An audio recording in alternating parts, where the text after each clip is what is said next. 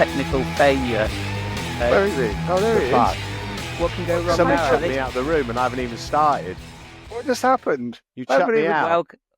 Welcome I said to shit, and then the 20. next thing I was told to leave the classroom and stand outside until break time. I haven't even started recording and it's all falling apart. How long have you two known each other? 14, School, 38, St Albans. So Yeah. I was 13 or probably 14, I was probably 14. getting on for 40 years. You came from Maidstone. Maidstone, and so you were in the third year, weren't you? No, I came down just at the start of the second year, so you would have been Second in year. third. Oh, yeah, right. yeah. Okay. Yeah, I was 12. Right. I was 12 when I moved down. You Blimey. would have been I 13. thought it was, yeah. That's So what? crazy. So if everybody wants to, find out a bit more about the entire backstory, they can go and read a book that we wrote. We Yeah, don't need that's to do it true. right here. What I want to know is, because we're going to have a chat. We're going to have a chat for about 30 minutes about fronting it up. So that's the topic for today. I want to know a little bit more about what it's like to be a front man in a band that gets thrust up into the limelight.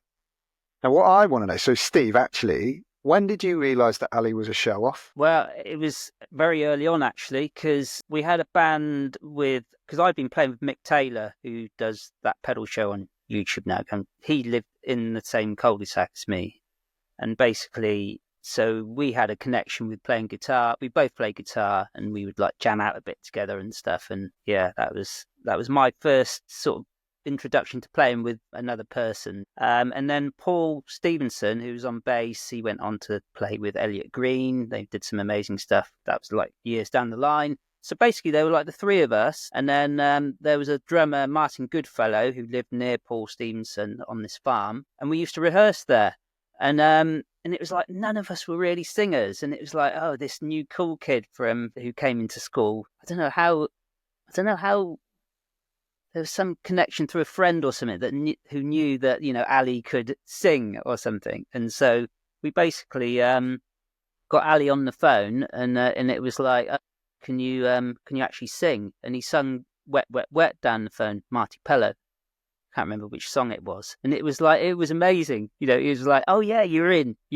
He could sing. The problem for me at that point because I saw Steve, Mick, Paul and Emma on drums at that was it time. Emma on drums then? They played at our Right. school in St Albans, and it must have been like a Christmas assembly that you have, on like the last day of the term before Christmas in the afternoon, and playing in front of the whole school. Yeah, just curtains come back and then suddenly it's this. I'd never seen that before. I loved music, but I loved early kind of electro crucial, and I was into the whole, because I came from the southeast there at that age.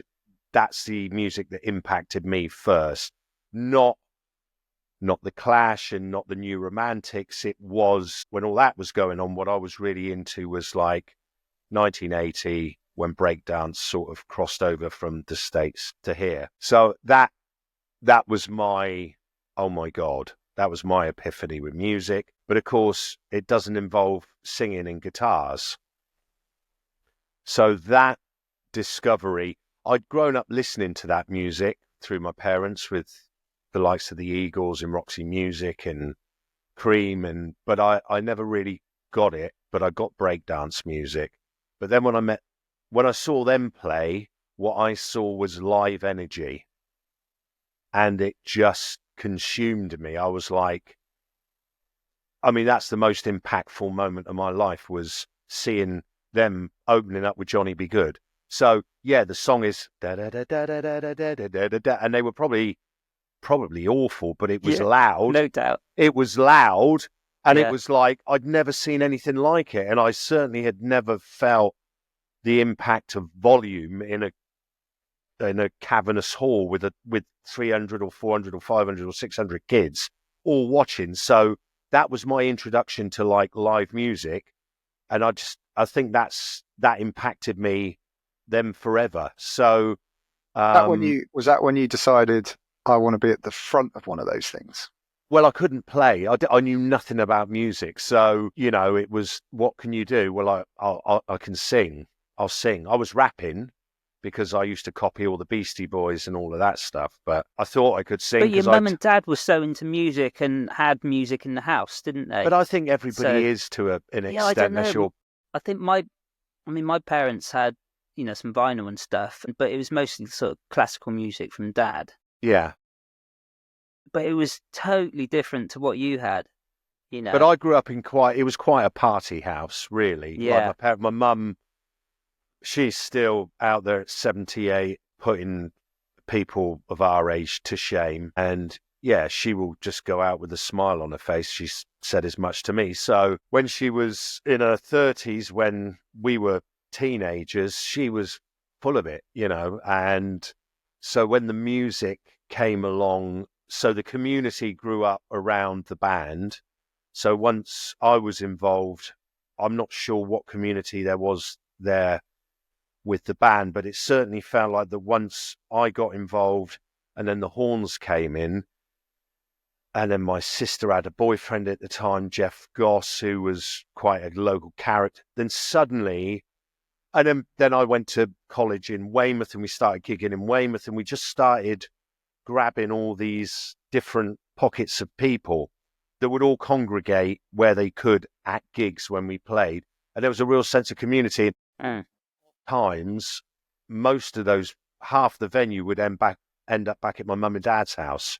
If it was on a Friday or Saturday night, just consuming all of my parents' alcohol and then, throwing up all over the carpet but just, yeah, it was a good time. That would have been the late 80s, probably. Yeah. And of course, people had to travel because it's not like you've got a city, like, I don't know, like Shed 7, and you've got Leeds and you've got a big demographic of people immediately on your doorstep, and they got public transport and everything.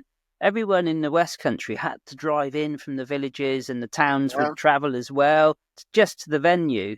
And so it's very different. And this is something I've thought about over the years, actually, is how different it is for bands who've come from those more rural locations in the country, how the logistics of pulling people together is very, very different to being a band that have done it through the cities.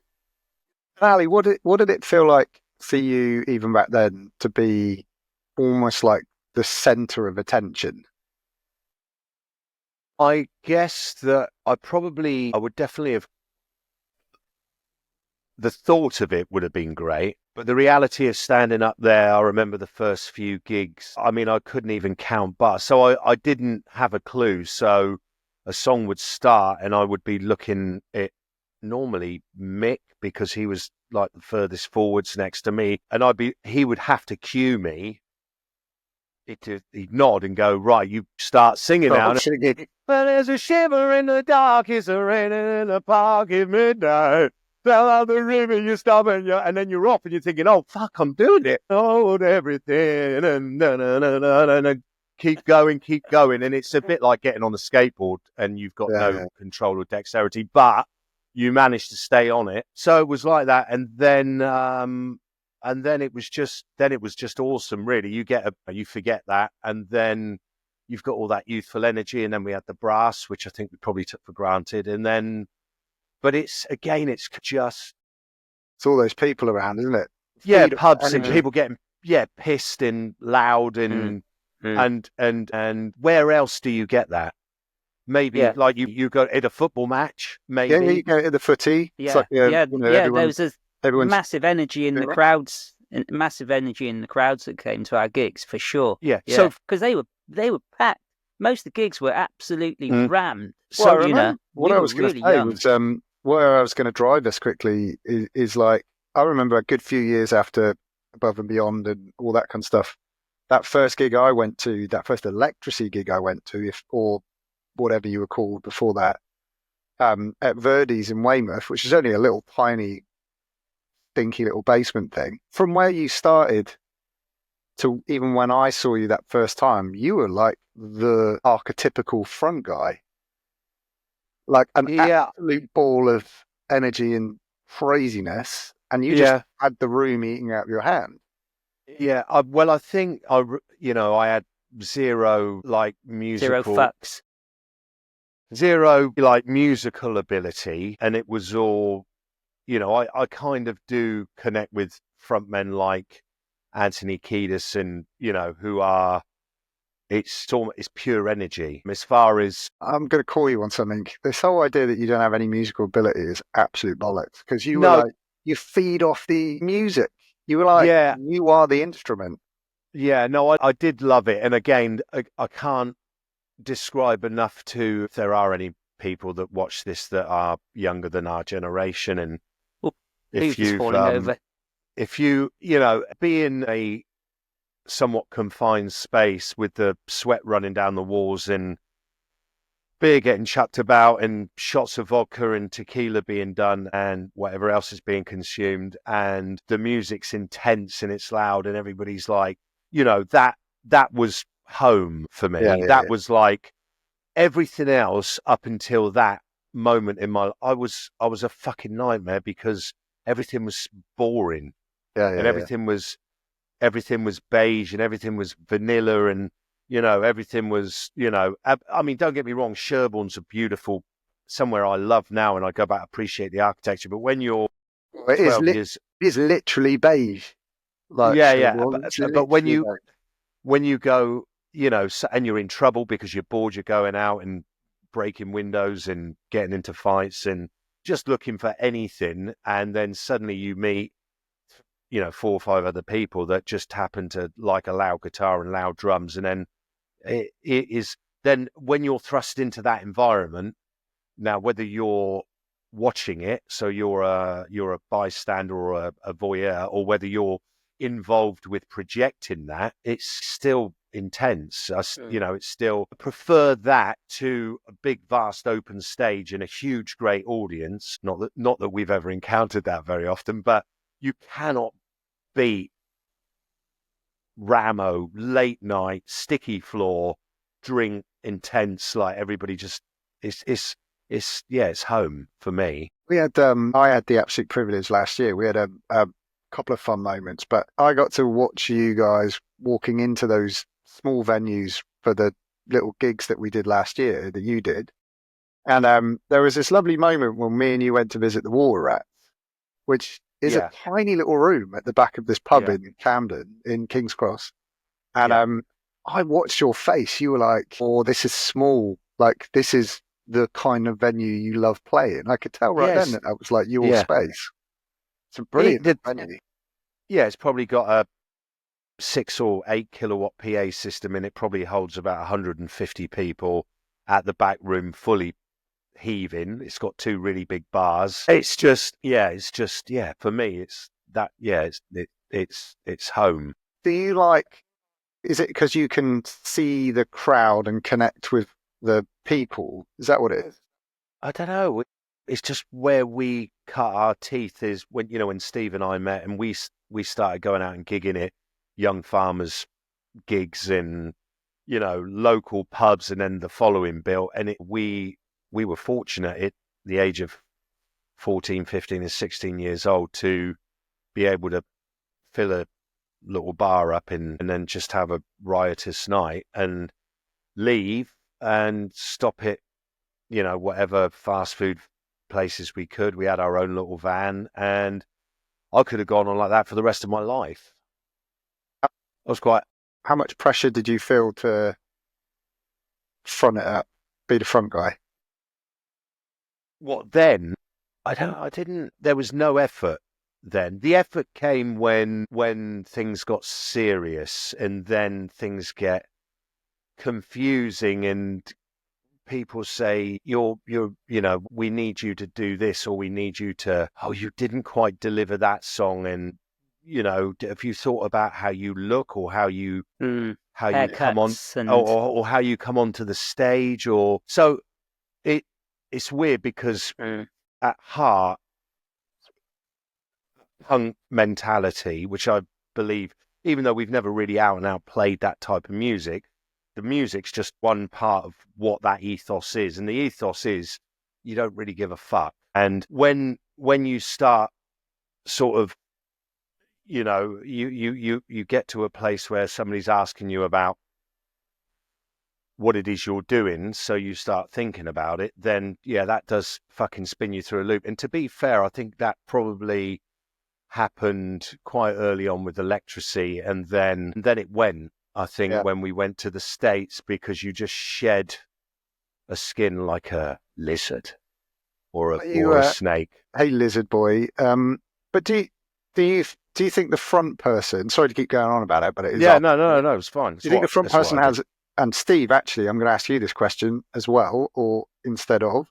Do you think the front person has more pressure from the management and the label and the A&R and all these people and the producers and stuff? They're critiquing you harder than the blokes at the back? Or is it like were they critiquing all of you, or were they basically going, this guy here, we've got to kind of mold you a little bit? Because don't forget, and I'm just going to chip in quickly before you answer that, you're also going into this at the end of the night, is at a time of smash hits and CD UK and, lads mags and tabloids and all this stuff. The scrutiny that those bands at the time were under must have been massive. And I imagine being Ali McKinnell, the front guy of Electrasy, was probably quite a lot of pressure. I think other people were probably more aware of that than me. Again, tried not to care. I was kind of aware. I probably was a little bit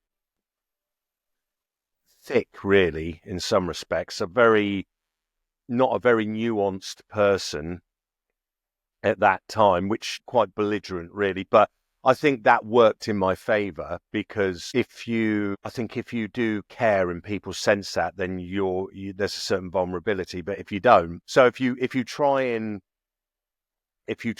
accommodate people's requests to a certain point, but then you do just hit a point with stuff and you think, right, well, just fuck off and just let me get on with it. I'm going to do what I do. Naturally, yeah.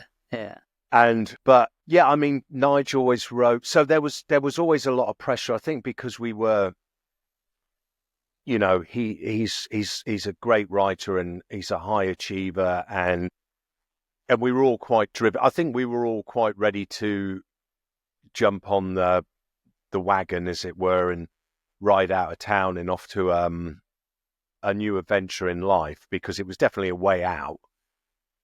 And we could see that suddenly it was like, a few things happened for us, and we could see that there were people that we knew that signed record deals, and then suddenly it was like, oh, right, so this, if we actually just knuckle down and try here, there's potentially we could. And that's really just what happens. So then you do just take it all a little bit more seriously. But then again, you still need to be yourself as well. Yeah, you do. But you are kind of creating your own, because you're not naturally that person. You grow into that role, and that has to be developed, and along the way you clash with people and people see you in a different way. But you have these moments along the way where you realize things, and most of the time you just say, right, just step to one side and let me get on with what we're doing, whether it's the band from the creative aspect of the sound, or Nigel from a writing point, because equally he's always had to deliver on the lyrically and melodically. And funnily enough, now in our own weird little way, we probably work, even though we're further apart, we're very early on in the process, we tend to swap notes. So when he gets the germ or a seed of an idea, he'll start chucking it to me almost straight away, even if it's just in a couple of chords, and he's looking for a marker from me, because that's important as a singer. You've got to, and also Alex as well. We've been writing together now. We have done in the past, but more focused now. And I think if you're the vocalist, you've got to find that spark inside that person that oh yeah, I really, really like this. And we all resonate differently. Like what you may open your mouth and comes out resonates different from Steve or me. But as a singer, there's a certain tone and timbre and a delivery and an attitude, and it's just, and we've all got the benefit of age and wisdom now, where I think we're all quite sensitive to each other's strengths. It's funny you mentioned tone, Ali, because that's something I've really realised more recently, is how you cannot be born with that voice. Or you can be born with it, but you cannot replicate it. It's like when your tone it's got such a depth to it that if me or Nige or Alex sing, there's no way we can achieve that sort of thing, because you're just like, you are a naturally born tonal sort of singer, Yeah, again, I suppose and you've always had that really as well. I think it's again, it's all about resonating. I mean, without sounding too cheesy, I suppose life is a little bit like that. The thing is, what I realise now at my age is how important it isn't what I do, it's what I bring to a situation with other individuals, like-minded individuals, like you, Pete, like Steve, like Nige. Like, we're all different. We all come from different backgrounds and we all have different strengths and different weaknesses. But this combined collaboration happens to just create something that's great, because when I go away and sing for somebody else or do mine it doesn't have the same impact. Nigel's written on his own for 20 years and mastered his craft even more, but does it resonate with people in the way that when he collaborates with, the moment that Steve adds a guitar to a Nigel Nisbet track, then it becomes something else. And Nigel sing a song and I'll sing the same song, and just the delivery and the inflection is different, but there's something that's very intrinsically Electrasy. It's like the character of your voice is, you put all of the visuals aside, what you might look like, haircut, what you're wearing, the way you move and stuff. The character of Ali McKinnell in that voice is such an integral, important part of fronting the band. I agree with that. I agree with that. That gives it that is Electrasy, because it's Ali's tone, it's the way he chooses to sing and stuff, and that is the headline to me. Yeah, I agree with that. Just to add on to that, there's so I've got some really interesting examples in my head of, like, to Ali's point about the band's configuration, and then those bits coming together just makes Electrasy, makes the band. And if you take a bit out, it's not quite the same, or you put someone else in. I think about bands like the Stereophonics, right, who've had Kelly Jones is really the only person that's been consistent all the way through, but they never quite sound the same when those original band members left. No. Yeah, well, you could say the same for Oasis, couldn't you? Oasis, exactly the same. And then I was thinking, like, you got bands like Queen. I mean, Freddie Mercury should never have been replaced as a singer after he died, but they still put someone in, Adam Lambert. It's like, it's not Queen. He's singing the songs and he's got the same band behind him, but it's not Queen.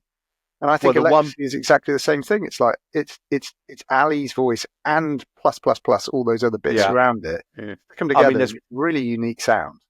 There's one band that that I love that you really could not replace any one of the members, and that would be a band like Supergrass, where there isn't a Supergrass unless you've got those 4 members up on stage. And and I guess to some extent we are like that, and a band should be all, there are, even the Stones, they lost Charlie, bless them, and they've got, is it Steve Jordan playing for them now, and they're still doing it. But even that new record, which came out last year or the year before, I can't remember, there's some great tunes on that album, and the production but it just sounds tougher, and it's got that different energy at the back end of the track. And I've just got to sort my mic out again. Steve's mute me. But I've been so blessed, really, to have the likes of these individuals that it's more by accident than design. I think you end up gravitating towards people who are the same as you, like-minded.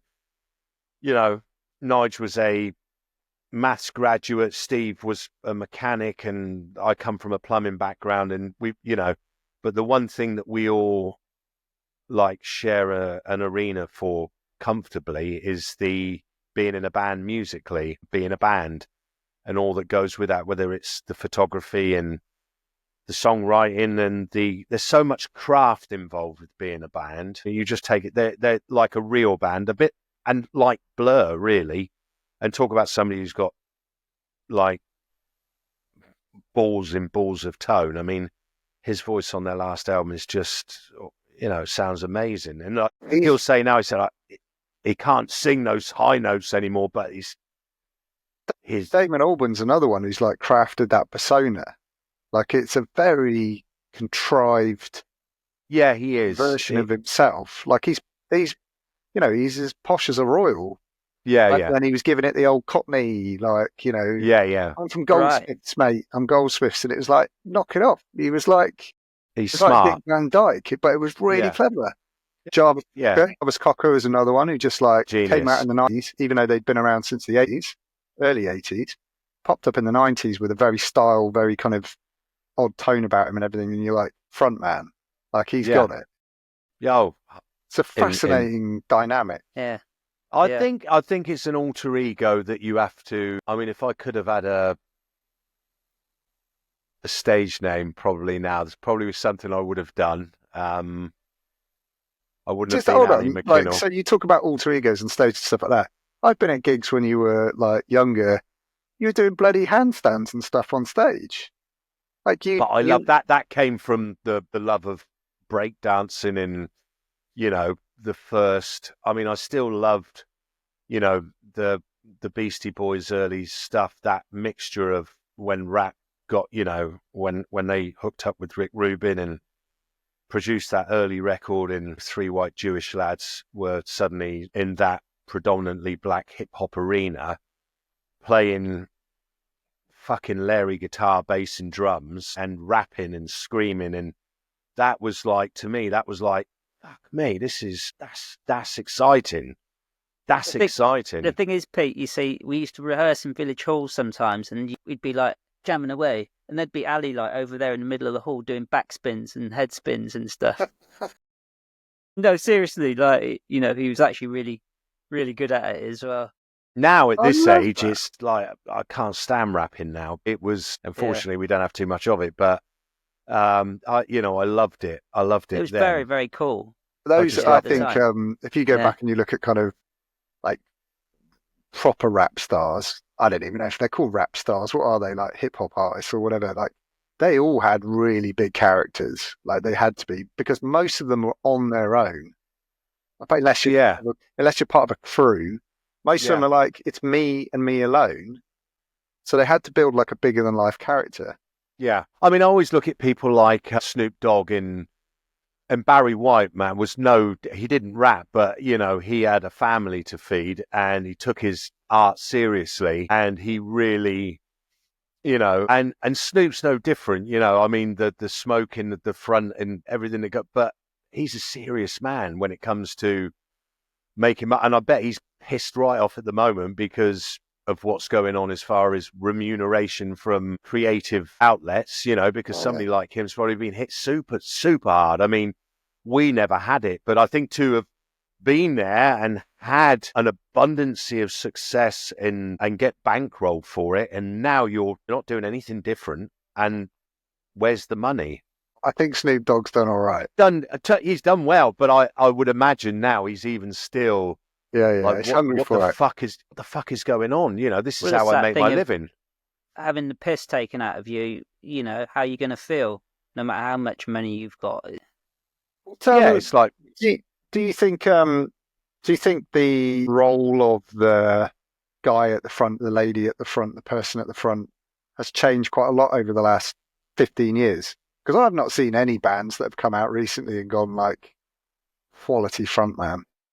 I find female singers more impactful than male. From the last male singer that I saw that fucking blew me away and I thought you are amazing was the Future Islands. Yeah, the Aussie guys. Are they Aussie? Future Islands. You might need to fact check that, but wherever they're from, Australia, like they're Australian, right? And the songs and the sound and the way he performs was like, yeah, this lot are great. He's I can't remember his name. I'll look it up, put it in the notes, but he's really charismatic. And I remember there was a night, it was on Jules Holland, I think it was their first big performance in the UK, and his whole thing is like he does this weird dance like a dad at a disco. Yeah. It's awkward. It's awkward. Really uncomfortable, but his voice is big and he's got this personality, and he sold it. Like he really sold it. I think he knew that was like his moment. It's like, I've got to fucking sell this. But rock and roll should be that, whether it's like Nirvana going on the Jonathan Ross show and playing Territorial Pissings instead of Nevermind, or, it's you are there to fly in the face of like public opinion and, Elvis Presley's 1968 special comeback, where, that's become one of the most iconic rock and roll performances of all time. But if you knew what he was contending with to actually get there with all the management and the record company at the time, they were looking for another family-friendly Hollywood G.I. Joe, put out a nice kind of kids. And then he gets on stage dressed in leather, looking amazing, and starts playing with... And it's like, they didn't put all that on for him to do that. Yeah, he turned up. Yeah, he just turned up. He just showed up, and it's probably the most memorable things that he's ever done, and I don't see a lot of that going on. Rage Against the Machine, I think the first time, what was the Word, the first time they performed on the Word, and like the studio just got torn to pieces. So that sort of energy, and even Oasis, whether you like them or not, just their attitude, it was, there was a little bit of a, I don't really give a fuck what you think, and that's people are buying them. That's the thing. Yeah. And, to me, that was always a part of it. As a youngster, I was so influenced by Jim Morrison because he was such a fuck up, but so deep and... Incredible example of a front genius. Yeah. And he sort of impacted me hugely as a frontman, really. Iconic. When I was just like, I thought, that's what I want to be like. Little did I know how difficult it would be to be that fucked up. Yeah. You gave it a good go. I did give it a good go. Well, you don't. You don't. That's the whole point. Tell you, I've got another one that just like leads directly on from Jim Morrison in a brilliant way. Is Michael Hutchance. I was going to say Michael Hutchance. I think just an amazing front guy. Yeah, he was voice as well. Yeah, he wasn't a different. He was so much more self-aware, but he was kind of like pure sex appeal, and he did the leather trousers, and I think I think he very obviously emulated Jim Morrison because he could. Was he as fucked up and had his depth? I don't know, because he was great live as well. Yeah, I never really saw him much live, but I loved his voice. Look him up on YouTube, like some of the live stuff that inxs were doing. But they've got big songs, but here's a brilliant one. Like, so there's a live show that they did at Wembley, Live Baby Live is what it's called. Right. And I remember I was too young, I never got to go and see them. But I've watched it several times, and Michael Hutchance, Jim Morrison, some of these incredible front people, Michael Hutchance at that gig had this amazing ability to make Wembley feel small. Right. Like you were describing pub gigs and stuff like that. They've got this character that makes, 50,000 people feel like 50 people. Yeah. Because he's talking to the person at the back. He's bringing them all in. And it's just like, it's an incredible talent to be able to do that. Yeah. Just astonishing. Yeah. Yeah, definitely. 100%. I'm just trying to think. There was a performance recently. There's it's had millions of views, like even a billion. I don't know, massive. She's an English girl. LolaYounggg. Yeah. So because I'm so detached, I saw her live performance on TV late one night when Karen had dropped off on the sofa, and I loved her. And then I saw her interview, and I thought, yeah, I liked her. Okay. Yeah, brilliant. Really quirky. Yeah, I mean, obviously we've covered Frontmen quite a lot, but there are obviously as many women out there as there are men in the front role, and it is a really difficult one. So listen, in the interest of time, I'm going to try and force you quickly through my favourite Ali McKinnell as frontman anecdote. Right. So for the full-blown version of this, people could go and read the book because it's right in there in the middle, and it's a chapter called Hello, Frank. Okay. Right? Steve knows where I'm going with this. Yeah. So really rapidly, you are going up in the lift at the Dorchester Hotel. Yeah. To meet Clive Davis. Yeah. CEO of Arista Records, New York. Right. Yeah. And know in your brain that you've got to front this up because there's a big opportunity at the top of this. In this, but I didn't like when I wasn't that nuanced, Pete. I referred back to I got a phone call from Nigel and Steve the day before telling me how important it was to come and meet this guy. And we all desperately wanted to just continue being in the industry and make a living, or try to make a living and carve out a life with music at the forefront of that. It was still is important. We're still doing it now. And this was but I think, well, God, this must be important.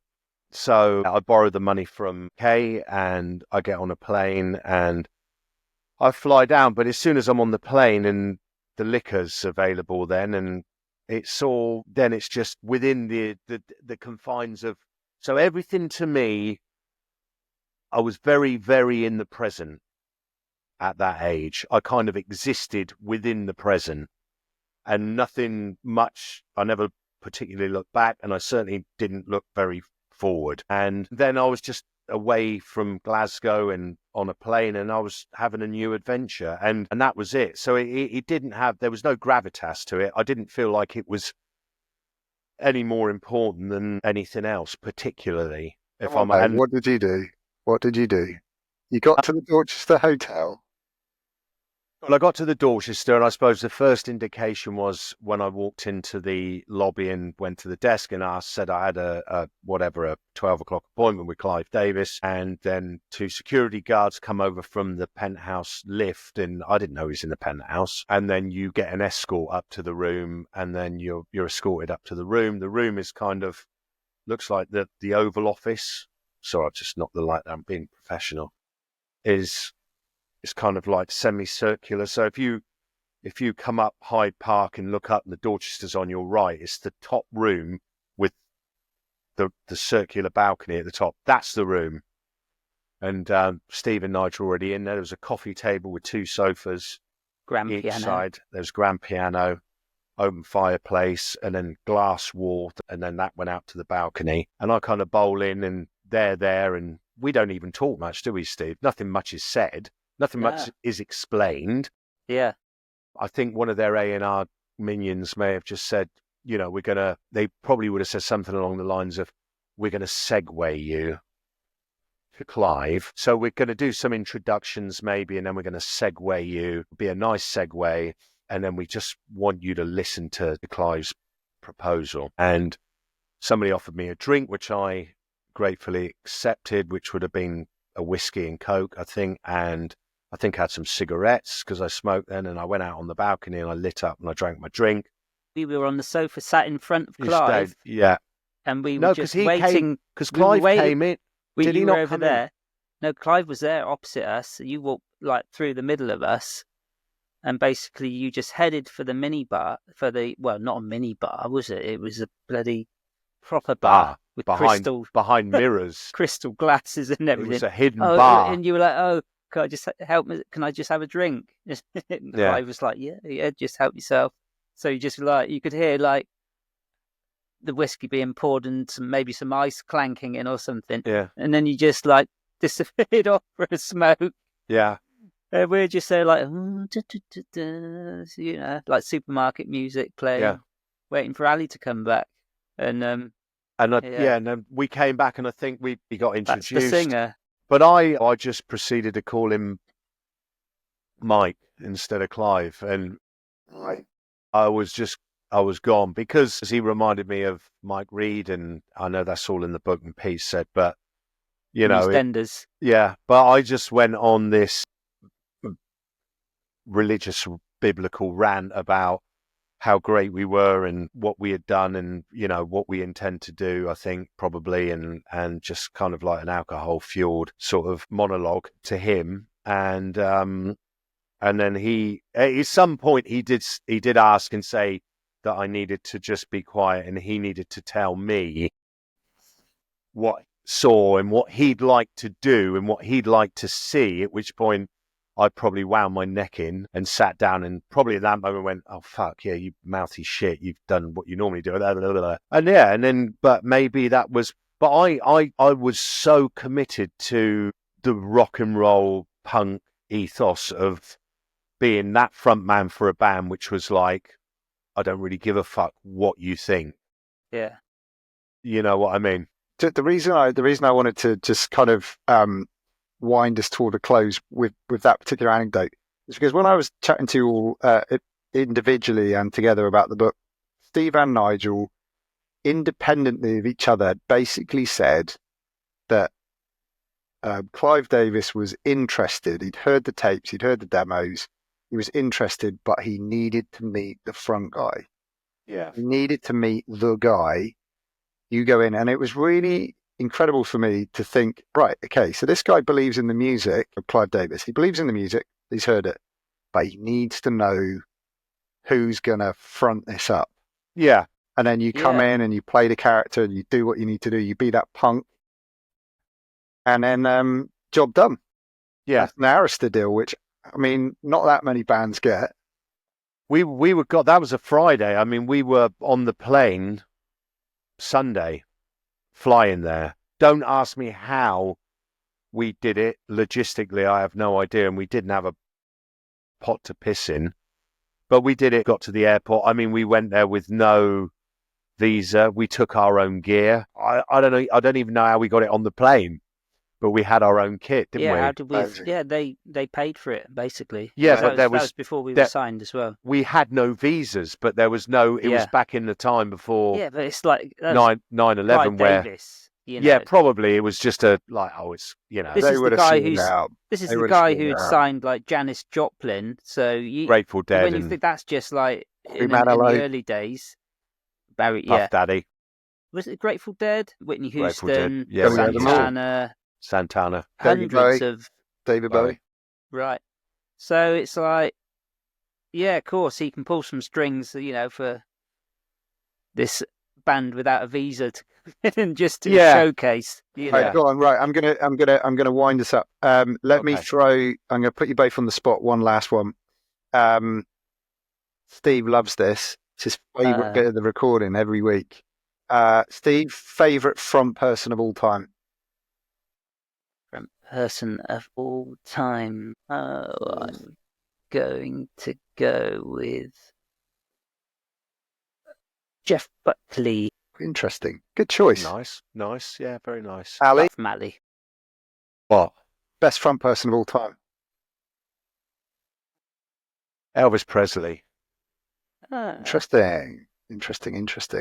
Oh, it's just my first love. And then after him, Marco Rossi.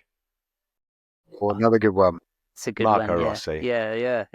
He probably cringe if he ever sees this, but he was inspiring for me as a youngster. Oh yeah, yeah, big time, definitely. I've got two. I've already mentioned one, so go on, Pete. Give us yours then. Go on. Well, I've already talked about Michael Hutchance. I think he's, for my money, probably the greatest frontman of all time. My second one takes me back to that room in Weymouth in 96, 97, and there's this Ali McKinnell fella who just fucking blew my mind and gave me my seeing Steve in the band on stage moment. Right, okay. Or like, that was your epiphany. That was my epiphany moment. So it's you, my friend. And it's because you still have this disarming sort of confidence with a vulnerability to it. But you also have a voice to back it up. And I've seen a lot of cocky front people who can't sing for shit. You were the package. So, that's my two favourites. No, that's very kind of you. I like that. I'm blushing. Oh, there you go. I'm blushing. So yeah, that's a cracker. We've covered a lot of ground in that one. Checks in the post, Pete. By the way. Yeah, exactly. We'll get Ali back on. We'll get Ali in for another conversation about some other stuff and the other band members. But I think we're going to call time because I think we've done decent sort of nice. There. Awesome. Give weirdos and going. Right. Bye, chat. Cheers, Pete. Love you. Cheers, Ali. Cheers, Steve. Bye.